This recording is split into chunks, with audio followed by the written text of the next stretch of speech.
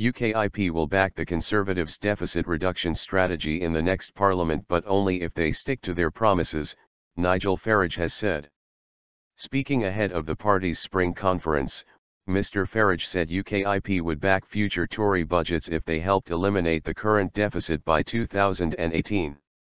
He said George Osborne had failed to meet his deficit targets since 2010 because he had shirked tough choices. UKIP would quit the EU, axe HS2 and cut the foreign aid budget to save cash. In a speech to UKIP activists in Margate later on Friday, Mr. Farage is expected to tell them that they are on the verge of a major breakthrough in May's election. The party, which had its first 2 MPs elected to Westminster last year, is seeking to boost its representation further, with an eye on potentially holding the balance of power in the event of another hung parliament. The Conservatives have dismissed talk of potential post-election deals with UKIP, although Mr. Farage, who is standing in the Thanet South constituency in Kent, has suggested he would do a deal with the devil if it would lead to an early referendum on the UK's future in the EU and the UK ultimately leaving the Union. Position of influence. Asked if he would support a future Conservative-led government if it was reliant on UKIP votes to get budget proposals through Parliament, Mr. Farage said he would, but only if it sticks to its promises to reduce the £90 billion deficit on day-to-day spending. Let's face it, the Conservatives have failed totally on removing the deficit, he told the BBC. People need to wake up to this.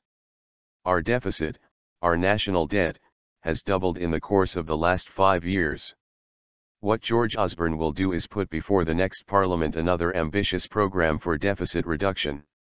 What we are saying is, if we are in a position of influence, we will do our very best to make sure this time it actually happens.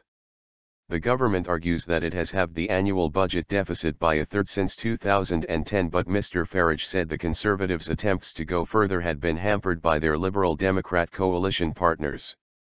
George Osborne was right to say he would eliminate the deficit by the start of 2015, but he failed to do it because he had coalition partners who did not appear to be very interested, and he did not himself make some of the tough choices. Positive ideas.